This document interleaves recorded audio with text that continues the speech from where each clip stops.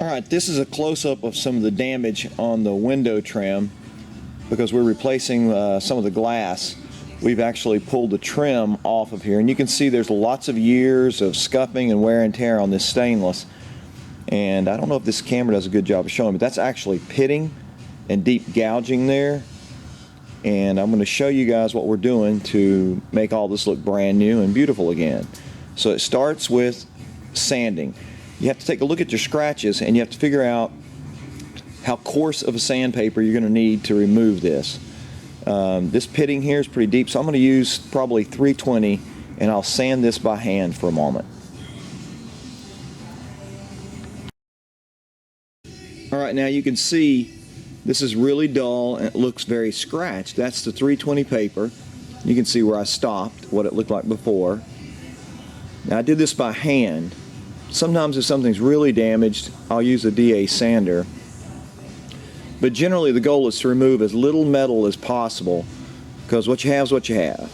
And stainless is really good in that you can sand it down and treat it almost like a finishable surface and then polish it back, and I'll show you that in a moment. But as you can see, I got all the pits and everything out. Now I've got these 320 sand marks, so I'm going to take now 600 to it.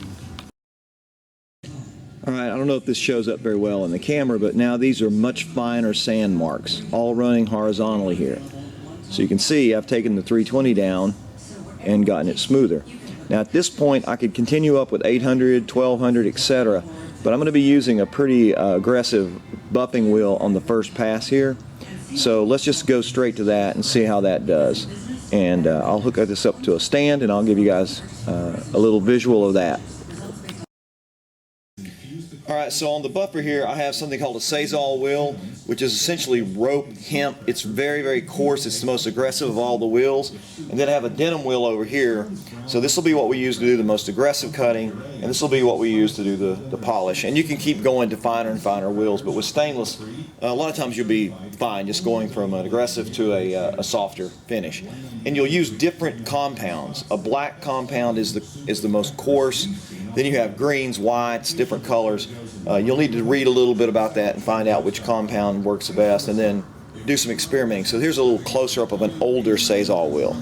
So this is very, very coarse. It's got a lot of fibers in it that are aggressive. And this is a new wheel here. And so the very first thing that you do with a wheel like this is you turn it on and then you hit it with a rake. So this is how you're going to rake out old filler, and you're going to loosen this wheel up, and stuff goes everywhere, as you can see. And sometimes if I really want to, I'll take my pocket knife out or a razor and I'll hold it like this to cut off some of the loose fibers so they don't hit me in the face. Then the very next step is to put on some of the black, for example, this black compound. Now, a lot of people put on way too much compound. It takes just a little bit to get it started. So you put on the compound, you go to the area that you've sanded on your particular piece of chrome. This is behind us here. And I'll take that dull spot area that we'd sanded on, and I will begin to simply hold it up against the wheel. And you use slow, even motion. Heat and pressure are your friends, but too much heat and too much pressure can damage the metal. So then I'll take a look at it, and as you can see here, it's already cutting a lot of the fine scratch marks out, and it's going to continue to do that. Now I will do both sides, top and all three sides of this. This takes hours. It's a lot of meticulous work, but at the end of it you'll have stainless steel trim that looks like it was brand new as opposed to 50-year-old trim. So I'll keep posting a few of these videos as we make progress, but I thought that would be good for you guys to see how you do this.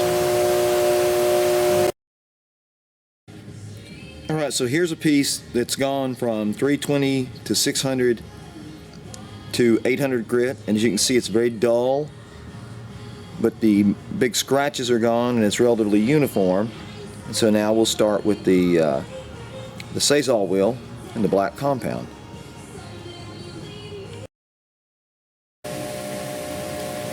Alright, so this is after a first pass with the Sazal wheel, so we can get it out here. It now has vertical stripes. that are really fine scratch marks that are left over from the black compound. So now we switch to a different compound and a softer denim wheel and see what happens next.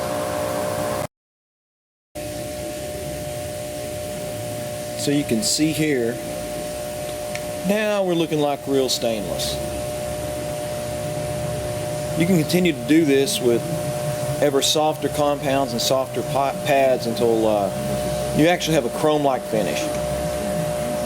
Beautiful, eh? Love it, love it.